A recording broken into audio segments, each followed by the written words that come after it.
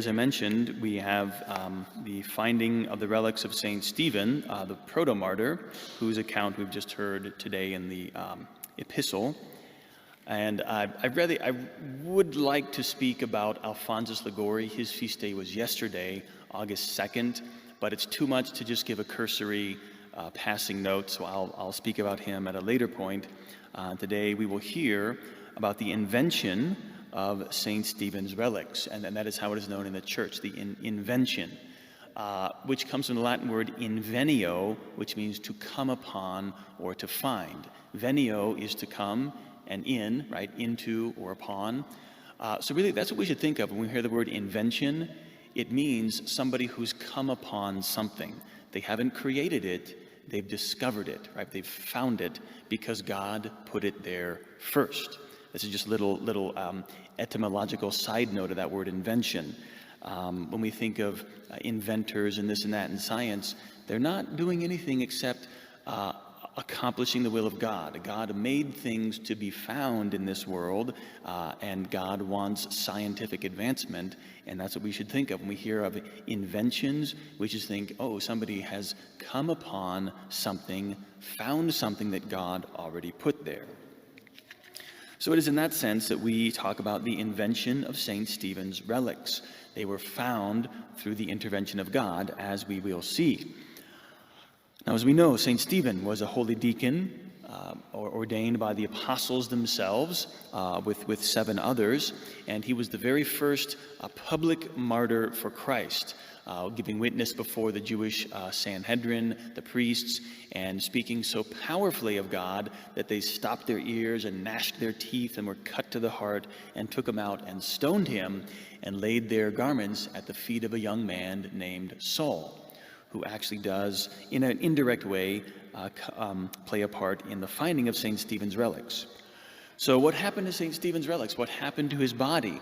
Nobody knows, or they did know, but they forgot until the year of 415. And this is on Friday, and there was a priest, Lucian, who had a vision. And so 400 years, nearly 400 years after St. Stephen was murdered, his relics were found by this priest. And it happened in this way. So he was sleeping, this priest Lucian, and he had a dream of a venerable old man with a long white beard, and he was dressed as a Jewish priest, but the garments were marked with crosses. And this person whom Lucian saw told him to go to Jerusalem, which was nearby, and there tell the bishop to open the tomb in which his remains, this man who was appearing to the priest Lucian, his remains would be in this tomb along with those of St. Stephen. And through this means, God would open his mercy to the people of the region. And so Lucian asked who this man is. He has this dream, this Jewish priest is talking to him and telling him this, and he says, well, who are you? I am Gamaliel, he said, who instructed Paul the apostle in the law. And it was I who took the body of St. Stephen after his stoning, which lay exposed in a field 1 day and 1 night, but was not touched by bird or beasts. I carried it off in the nighttime and brought it secretly to my house, where I celebrated his funeral rites for 40 days and caused his body to be laid in my own tomb. So this is that Gamaliel, who also, as we know, in the Acts of the Apostles, when the other priests were discussing what to do about the apostles, it was Gamaliel who said, if these men are not from God, they will fail. But if they are from God, who can fight God and win? So this is that very same holy priest. Now, furthermore, he goes on. Gamaliel, in this vision to this priest Lucian, continues. Furthermore, Nicodemus, who came secretly to Jesus by night, also lieth there in another coffin.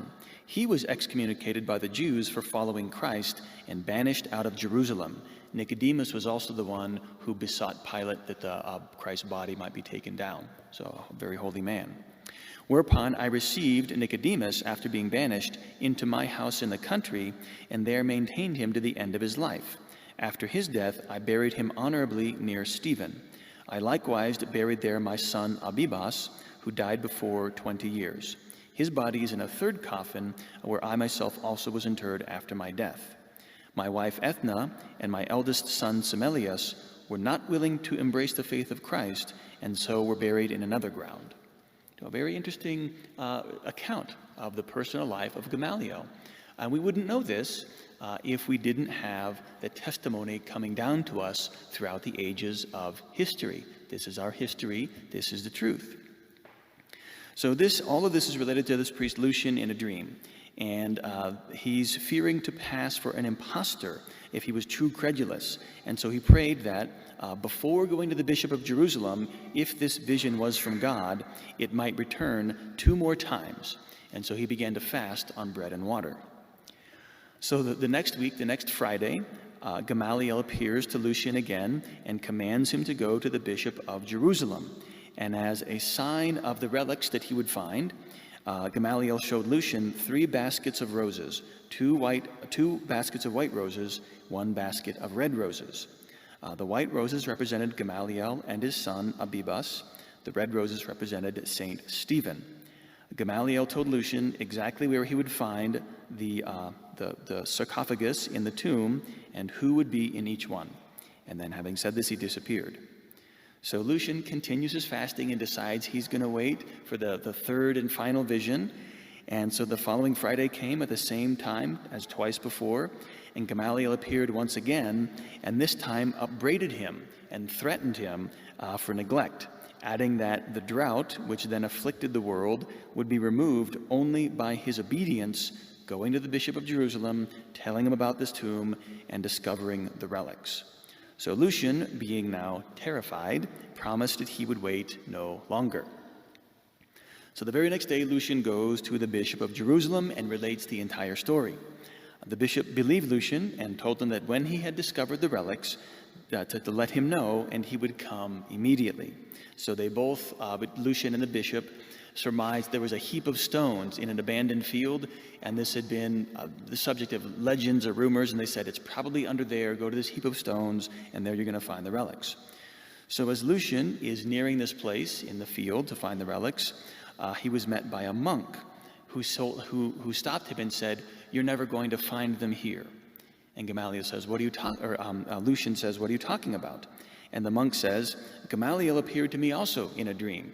And he told me what you're here for. You're here to find the relics of St. Stephen. But they're not under this heap of stones. They're going to be in another place. And so Lucian is astounded because he'd only told the bishop about, the only other person he told was this bishop. Nobody else knew about it. And yet this monk comes to him also having an apparition. So this monk takes Lucian to this other place. And they went to this old abandoned sarcophagus, kind of a cairn. And so they searched there. They had to dig up the place, and they did. They searched. They found the tomb there. They opened it up. It looked like it had been sealed for many centuries. And sure enough, they found in there the sarcophagus exactly as described, with the names Stephen on one, and Gamaliel on the other, and Abibas on the third, exactly as had been described in the vision.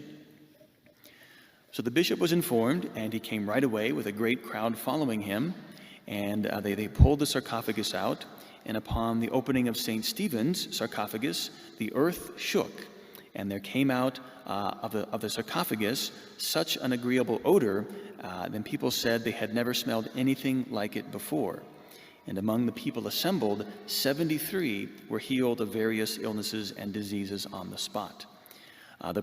St. Stephen the protomartyr, his body was reduced to dust, but his bones were whole and in their natural position. And that very day, as had been prophesied, it began to rain upon the parched earth, and the drought was ended. And thus the invention of the relics of Saint Stephen.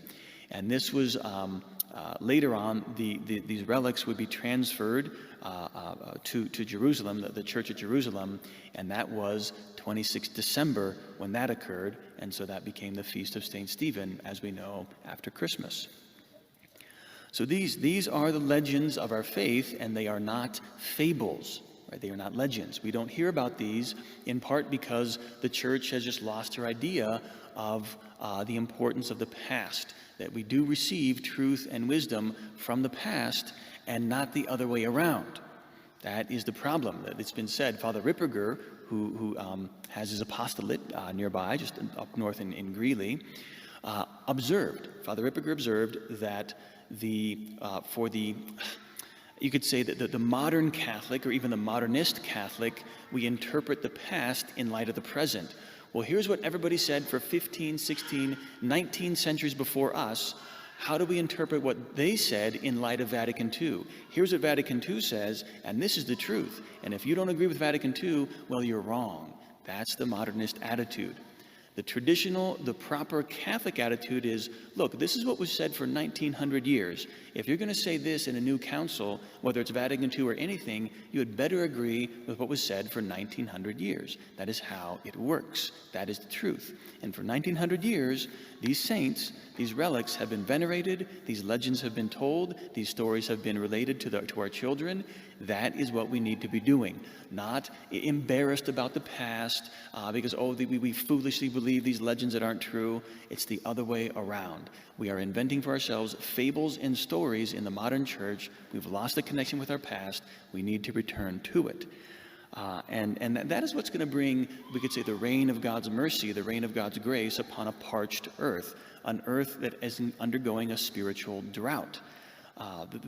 These modern churchmen, these modernists, we could say bishops and priests, they look at the Latin Mass, they look at Gregorian chant, they look at the Gothic architecture as dusty, dry bones in the tomb of the church. That's in the past, it's over and done with.